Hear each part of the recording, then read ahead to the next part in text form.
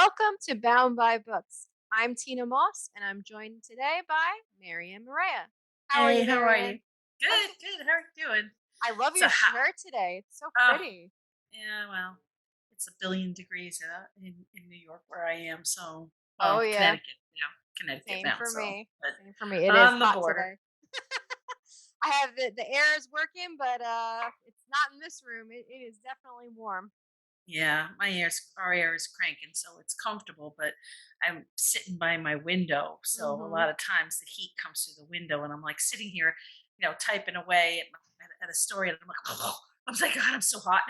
Same for me. What are So you working on now?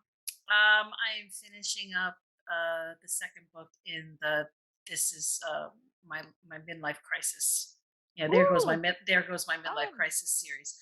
Um, but we're talking today about spin-offs. And Yes. so are you working on a spin-off or are you planning a spin-off? So I'm excited about this topic because I started Earth Brides and Alien Warriors. That is the first of my sci-fi dive into sci-fi romance, I should say. But I did this with the intention of being able to spin off to another series that I'm calling The Lost Brides and Alien Warriors. And the reason is because in the first book I have it so that the heroine's ship is attacked and we don't know what happened to the crew, the rest of the crew. We go Hmm. back to Earth essentially and see what's going on with Earth, but we don't know what happened to the crew. So the spin-off series is actually where we find out what happened to the crew. Okay. And the short story that I did for Claimed Among the Stars anthology is what's going to be my reader magnet essentially when that anthology comes down and will be kind of the offshoot and the introduction to the new series, and then I of course I will launch the new series. But I have now wound up with two additional spin-offs that I can also do. So they're Wow. all going to be interconnected, but readers will be able to pick it up at any point. But I'm very excited about the whole thing because this is the biggest world that I will ever have, you know, kind of went into as an author. So Good. Good. yeah. How about you? I know you have a bunch of spin-offs. I have one spinoff Mm-hmm. where it's the Club Vampire Red Veil Diaries, which is the spinoff of my main series of Cursed by Blood, which has Mm-hmm. 7 books that we're going to be doing a rebrand, very very shortly. Um, but the spinoff doesn't need a rebrand because it's perfect the way it is. Not that it's Mm-hmm. perfect writing, but you know what I mean. It's got the The branding and the branding. look, and that Mm-hmm. matches everything that it needs, and it's very spicy. Um, Awesome. but I did a last summer. I did a short story, just 8,000 words. So what does that equate to? About 50 pages. Mm-hmm. For it was called the Summer Solstice Shenanigans, Yeah. 20 books to 50K urban fantasy anthology. And Fun. there were hundreds of people who, not to toot my own horn, but there were hundreds of people who submitted. You had to submit 500 words. And if they liked that, you were invited to finish the story. You had to do everything from soup to nuts in 8,000 words. It couldn't be an existing story. It couldn't be Mm-hmm. something that was pre-published. It had to be brand new. You could link it to an existing series or an existing story. So I created. It's called. Her name is Trixie Rath, Mm-hmm. formerly Beatrice Rathbone, who is a demi vampire that was born into the controlling mafia family that controls the Bronx in New Mm-hmm. York. And she's, it's her, it's the beginning of her story and how she went from being Beatrix Rathbone, who is basically, the redheaded bastard stepchild type of a thing, because she was only a demi vampire, to being the head of the family now. And she Awesome. goes from Beatrice Rathbone to Trixie Rapp. So it's going to be a vampire mafia spin-off Mm-hmm. because in this 8,000 word beginning of the series, I do take them to the Red Veil, I which is love my it. underground vampire club that comes from the Cursed by Blood series. So So cool. they're all going to be interconnected. The other thing that I'm going to be working on is a spin-off it's actually not a spin-off. I guess it could be we could be considered more of a crossover. And then I think Okay. we could talk about what the difference is between the two because Yeah. they're very interrelated, but they're Mhm. not quite, you know. So this is going to be a crossover to what I was just talking about. You know, the There Goes My Midlife Crisis Mhm. series has the two books, it's Jeepers Reapers and Jeepers Reapers, Where'd You Get That Keeper? Uh-huh. But because my character, Louisa Jericho, sees dead people and Mhm. she moves them on to the next great adventure and whatnot, um, the cozy mystery, the cozy mystery series that I'm beginning, has three sisters who are witches in them, and well, they're not really witches. You know, they're not going to wiggle their nose. You know, they can't freeze anybody or whatever. They don't have that kind of power. It's more like Mhm. an intuitive type of a thing. Maybe they might later on, but right now they don't. But they have a lot of they have a lot of mysteries and murders that they solve, Mhm. so they do have a ghost that's a Oh. resident in their home, and so they can see dead people as well. They can see Mhm. ghosts. So that opens it up to have a crossover where Fun. Louisa and some of the characters from my There Goes Your Midlife Crisis might want to hook up with the people from, you know, uh, Makeover Mysteries and figure it out. Fun. So So, I think that's really fun about like spin-offs or crossovers is first figuring out, as the author, how you are going to do your spin-off or crossover, how you're going to shift into this essentially new series. And some of the things to think about is, will you do that with characters? Will you do that with the world that it's set in? mhm. I know that a lot of like small town authors will keep it in the same small town, or will you do that with interconnected family or friend networks? So there's a lot Yeah, of ways to do it, but one of the things to consider is where and how readers can enter into those series, because you want to make it as accessible as possible for the broadest amount of readers as possible. So whenever you're introducing a new series or a new book into an established world, you have to make sure that the readers that you're bringing along for the ride, if they're brand new to it and picking you up at, point, let's say, I don't know, H along the journey of A through Z, that they are still able to enter into that and not need yep, the whole backstory of the yep, previous series. yep. So And I have to say, it's a hell of a lot easier doing it when you write in first person than when you write in third person, I have noticed that as well. Yep. you know? And I'm really liking how the introspection and emotive part of the writing process, um, when it comes to writing in first person, seems to just come a little more with a little more fluidity for me. Mhm. Anyway, some people love third person, and that's great. I do too. The whole Curse by Blood series is third person. My Legend series is actually no, Legend series is first person. But my Howl's Romance series, the Lords of Aloris and the Guardian Brotherhood, the Sentinel Brotherhood, they are all third person. Mhm. But this is something I think would make it easier because I could pick one character and have that character be the crossover. I could Right. have their worlds because I mean, I write where my characters travel. Mhm. And a lot of they travel all over the world. In certain depending on certain plot Mhm. twists and so forth. But for the most part, it's hometown. Mhm. And I don't mean hometown, small town. I mean New York. Because Mhm. that's where I grew up. It's a tri-state area: New York, New Jersey, Connecticut. And like the makeover mysteries, which I'm still crafting and so forth. That takes place on Long Island in a fictional So beach town that I your created. settings are connecting your spin-offs now or crossovers. Now, do Yeah. you have the same, because you are writing paranormal, do you have the same magic rules or rules for different creatures like vampire shifters, etc., through your different series, or do they change depending upon the series? Well, if they're interconnected like this, the Club vampires that are in the Club Vampire Red Veil Diaries, a Mhm. lot of them are characters from the original series that I Mhm. just kind of had a spin off, and just gave them kind of their own stories, So but those rules from the first series those would still rules apply. follow. Mhm. But with Trixie, with Trixie Raff, because she's a different entity.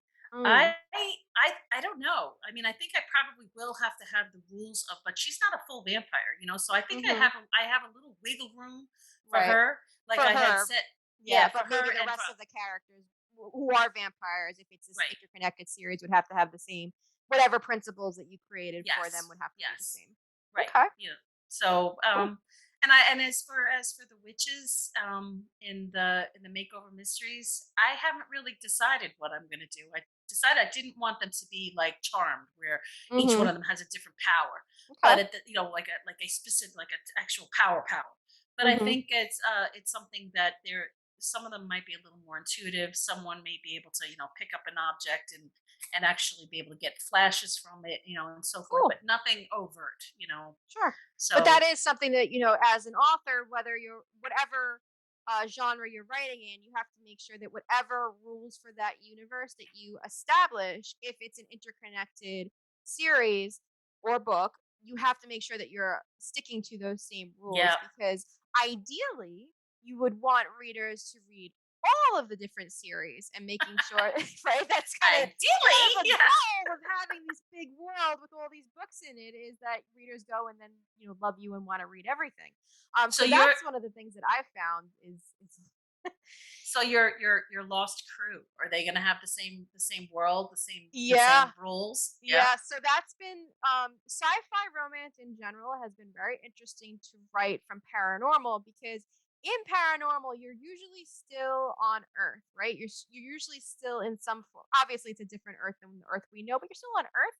When you open it up to sci-fi romance, you got different planets and different galaxies and different universes and all different aliens that have their own set of citizens and societies and oh my god it just makes it this huge thing so my story bible is is insane yeah. and trying to remember all the different rules for all the different You got to creatures write it that I down. come up with is Yeah, is a challenge but it's a fun challenge. It's one that I'm really excited about because I do agree that that first person point of view helps a lot when it comes to spin-offs because yeah, I mean, if I had to do this all in third person, I don't know that I'd be able to keep any of it straight.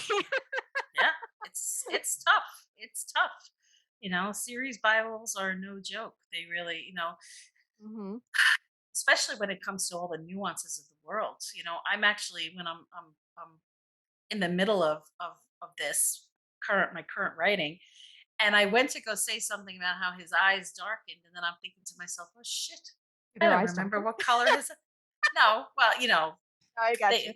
they do. Your pupils get wider when you're sexually aroused, Lady Jane. No, no, I meant in So your world. I thought it was vampires. I'm like, do oh their no, eyes no, this darken? is this is my Reaper thing. So Got it, my got it. Reaper story. So and I'm thinking to myself, I are they green? Are they Mhm. blue? It's just I can't remember. So now I gotta have to go back to the Bible and Yeah. look at what I made his eyes, what color I made his eyes, because that's something that you may not remember, but your readers definitely will. I So kind of wonder too. So we've talked about this a little before, the difference between pantsers and plotters, and for those who are perhaps newer writers, a pantser is somebody who essentially doesn't write from an outline. They write from the seat of their pants. They go where the characters go. They go where the story goes. Where plotters, which is what I am, can take my outline from my cold dead fingers. I need my guide. I need my roadmap. And I just imagine. So you are a pantser, is that right? You for the kind of both most kind of part, in yes, I'm a pantser, but mhm. what I do is I will brainstorm and outline the chapter that I'm going to write for the day based on what I've written the day before. You So know, now for writing a spin-off where there's such big essentially interconnectedness world building involved, do you I'm is that more screwed. difficult for you? Do you I'm have like screwed. copious notes on this? Like how do you do it? I to a certain extent I do. I mean, I've got like my notebooks that have like all the things scribbled inside Oh it. my god. But I've got 15 notebooks, from the last year and a half of Danielle was 2 years. sorry. You know. Danielle would die. Yes, Danielle Bannister would die. Our super organizer. Like I'm an organization person when it comes to this keeping all of the things in order. Like I have, like I said, my series Bible essentially is an Excel sheet that has different tabs of, you know, I mean, I have everything. I have world words, I have species, I have weapons. It's ridiculous the amount of detail that goes through. I feel like I'm playing D&D again with the amount of detail I have going into this. But for like, how do you keep it all straight? Do you have to, like, flip through the notebooks? Like, how do you I have to remember that flip what the color his eyes are? I flip through the notebooks, and if I Mm, can't flip through the notebooks, I go back to the previous book where mhm. which is book one, where everybody is set, and because I don't have an actual Bible where I have color coded tabs, which I should for each series because it would make Same. my life a hell of a lot easier. And one of these days I will get to it. One of these days I will get to it.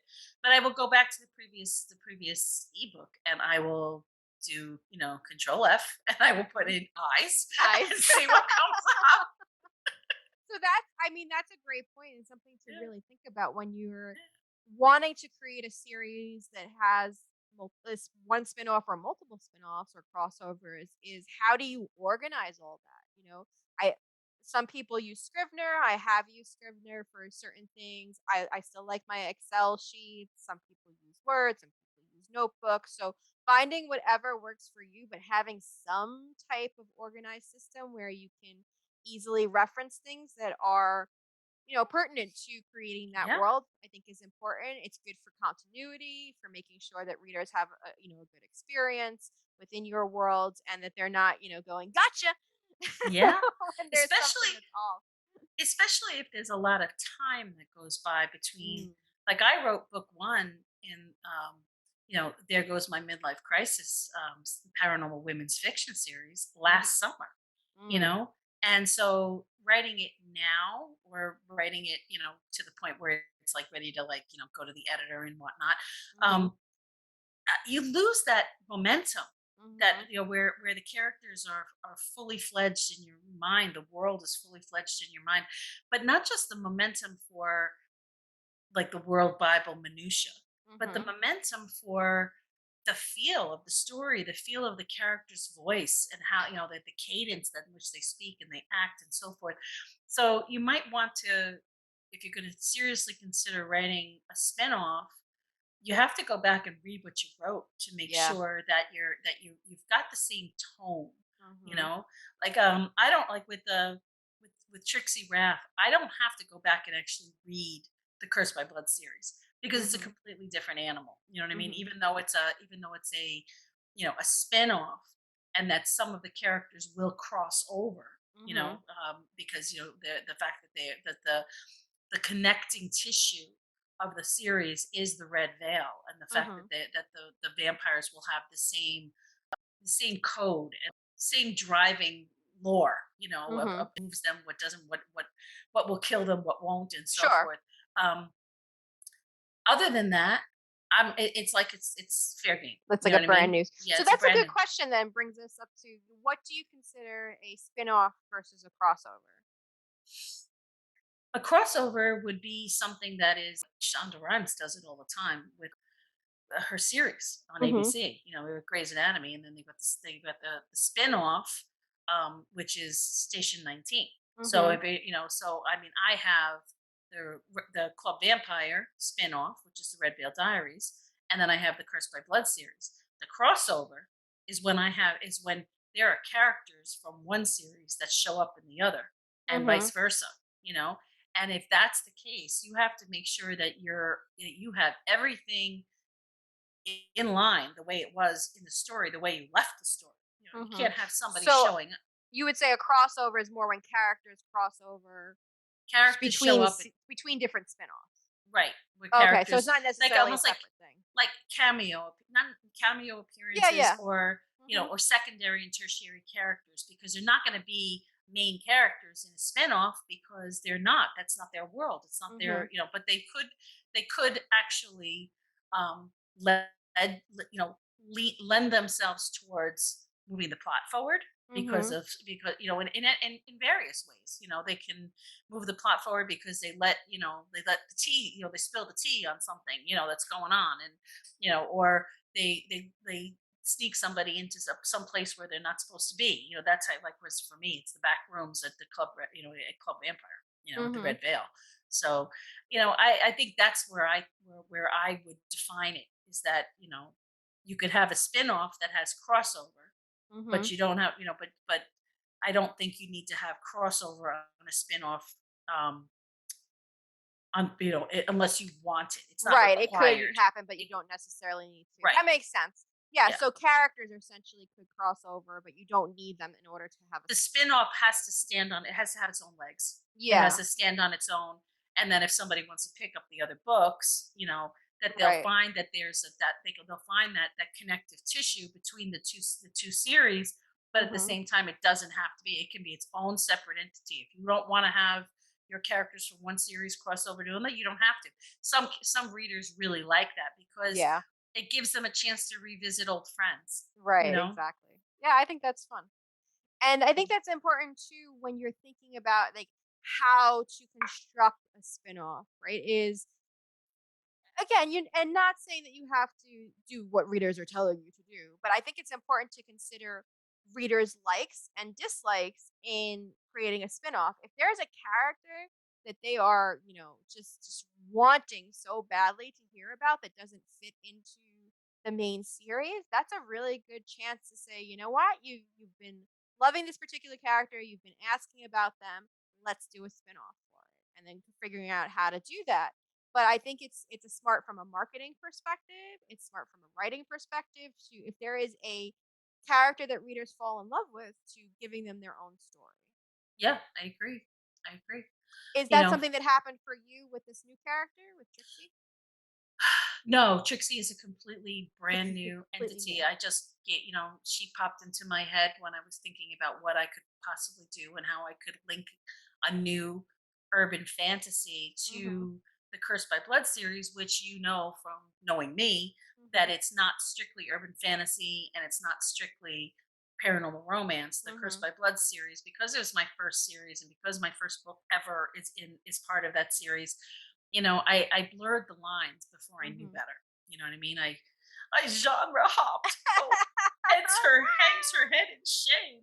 You But I know, I think that's normal too with, with writers, especially when we're writing our first series. The reason why my first book, A Touch of Darkness, which I wrote with my co-author, we started to write the second book and I was already writing a brand new series at that point, and we never got anywhere. We tried several times, we tried different points of view, and it just the story was not coming. It was kind of like that story had told itself, and we had characters that we were still interested in, but they were just their voices were not being heard. They were not coming through. mhm. It was essentially like almost the training wheels on a bike. We had written it and now the wheels came off and we're like, this bike is kind of going by itself and we can't put these wheels back on. It Yeah, doesn't fit anymore. So yeah. It's and I kind of. moved on.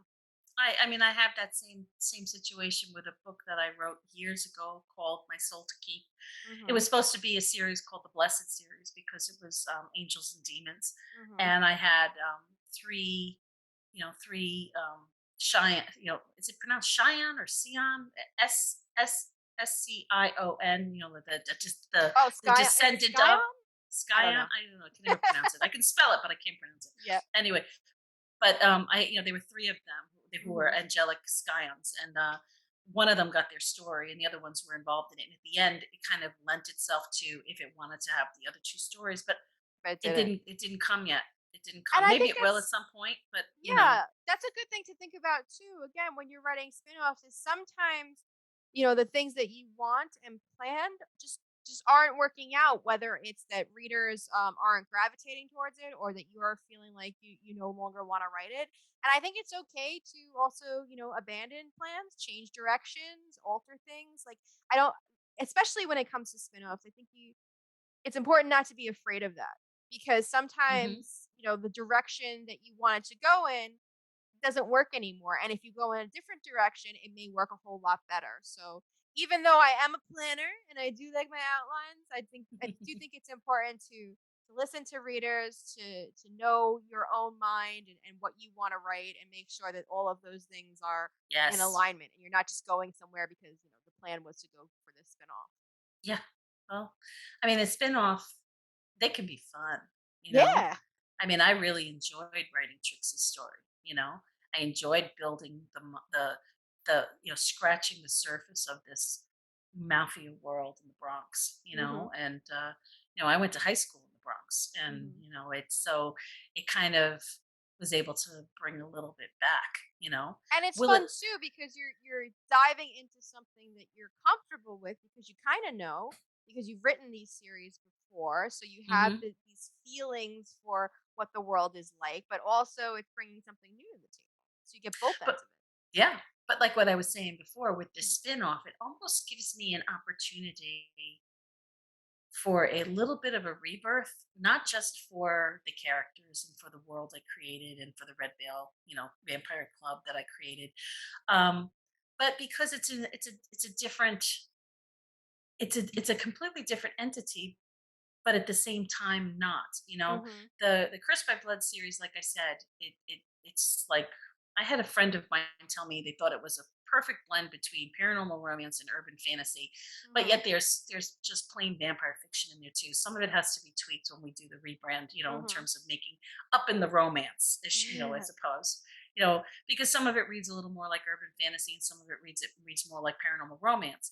Sure. With the Club Vampire, Red Veil Diaries spinoff, it's all erotic romance. Mm. It's graphic romance, but it's definitely romance. So I Mhm. learned. But with this being, with Trixie Raff and this vampire mafia world that I'm creating that's attached to my existing world, I mean, since it's first person and it's her world, it's her thing. This is her life that we're going to be exploring. I really can make it completely just urban fantasy with just urban fantasy romance, with a little bit of romance where it's more her being kick ass and having to, Yeah. whip this, her family out of shape. I keep thinking about that line from The Godfather where Michael Corleone tells his wife, the Corleone family will be legitimate in 5 years. I promise you this. Well, so I, that's kind of the benefit too of a spin-off, right? Is that you don't necessarily have to stay in the exact same genre. You can kind of do a tangent genre. Like mafia yes, romance is very popular right now. And if you're taking the best parts of urban fantasy and the best parts of mafia romance and kind of putting them together in this paranormal world, your readers are used to your paranormal side right. from the other series. And now you're kind of introducing this mafia esque side to it, which I'm sure they're going to have a good time with and enjoy. Oh yeah. I mean, I could take the whole idea of five families and make them five. It doesn't necessarily have to be all vampire. Mm-hmm. I could have a shifter mafia. Have Sure. a family. I could have the Fae. Fae have a, especially since I made Fae blood a drug. That they could Mm-hmm. have their own family. So there's 1,000 different ways that I can go with this. And Right. that's why spin-offs they're a good way to be able to breathe new life into something you created in the past. Yep. You know, And you not know. only that, but if let's say readers find the newest series in the interconnected worlds, right? They find the newest one and they love that. Well, then you can capture those readers by at the in the back matter and throughout different points in the story, pointing them back to the other series that they also may enjoy. So Right. that's kind of the beauty of the interconnectedness of it all. Yes. So good luck to us both. I think. Good luck to us both. Yeah, it's gonna. How long are you planning? In your kind of like your next, 5 years of doing these interconnected series. Like, how many books are you thinking for each one, and how long and all that? I don't know. I Okay. don't. I haven't even really given it too much. I was thinking that Trixie's story, probably four Mhm. long novellas. I think, because or maybe five. Like I have the 5 books in the Club Vampire, so maybe I'll mimic that, and then I can put Mhm. it in a compendium. Yep. So Nice. yeah, because a five long novellas is not something that is too much of a bite to take out of, you Mhm. know. And we'll see if the story just keeps coming and the story, it needs to be told. It's like when I finished the Sirens Mate just recently, which is book 3 in the Lords of Valora series. I was positive that that book was going to be done by 35,000 words. It's going to be 180 pages, 40,000 words tops. and it ended up being almost 60,000 words. Wow. So it's just the story just needed to be told, Right. and I know that when whenever we talk with our other compadre Sherry Hayes, that she says that she doesn't use an outline. She's a complete Yeah, 100% pantser because the story is done when the story stops telling it in exactly. your head. So Yeah. And I yeah, think for me, like I'm trying to, because right now, like I said, I originally had plans for one spin-off series, possibly another, and now it has four series total that I've realized that I can do. So it's more a matter of like, okay, what, where, when, how do I introduce, new things and keep readers hooked and going from this series to that series. So I'm kind of in that like, oh my God, that's a yeah, lot of books, but I'm also planning this for the next several years, so I just remind myself like it doesn't have to happen all at once. I know. Which is important thing to consider when you're doing spin-offs. Like sometimes I think we get so excited in the bigger parts of it where we have all these different things and places that we can do that it can feel very overwhelming, and then Yeah, we don't want to do any of it. I know. Well, the other thing is that what goes along with it is author fatigue. You Yes. know that Yes. you're writing a spin-off, you're excited about it, and so forth. And you get four books in, or whether they're long novellas or full-length Mhm. novels, and all of a sudden you're like, okay, I need a palate cleanser. Yep. What do I do? And so you leave it, and then you come back to it, or maybe you don't. Right. So it's you just have to make sure that wherever you're going to leave it, that you leave it at a place where readers are not going to be like, really, seriously. Or So maybe you do, and then that just hooks them for the next time. yeah. Just make sure you come back to it. Don't leave them there forever. No, no. Or you can wait 13 years like Avatar. you Oh know? gosh. That's not I But saw you the but but the funny part is when Avatar the second one comes out, everybody's gonna be like flocking to it. Doesn't matter that December. it's been so long. I Look at I look at didn't Top Gun even that know. just came out. I know, and it's funny because I went to go see Top Gun. Hmm. I think it was whatever night it opened. I think it was Friday night. I went with my husband, and I'm sitting there, with my popcorn, and all of a sudden the trailer came on for the new Avatar Uh-huh. movie, and Yep. I looked at him, and I was like, "Oh my god!" I knew they were making it, but I didn't realize it was being released. And Yep. I was like, when? And then it came out, boom, December, and I was like, Exactly. really? I gotta wait more, but. But you know that when it comes out, everybody's gonna flock to it. Doesn't matter how long it's been, which is shows you the power of a good continuity and making sure that you hook readers in. So, Yeah, yeah. Anyway, all right, I think we did it. I yes, and you know what? Yay! Readers can pick up all the things, all the spin-off things from us as That's they come right. out. So, Exactly. Don't miss all of the spin-offs from all of our hosts. But thanks so much for joining us today, and find us again next week in Bound by Books. Bye. bye-bye. Wait! Before you go, don't forget to like, comment, and subscribe, and check us out on our website, boundbybookspodcast.com.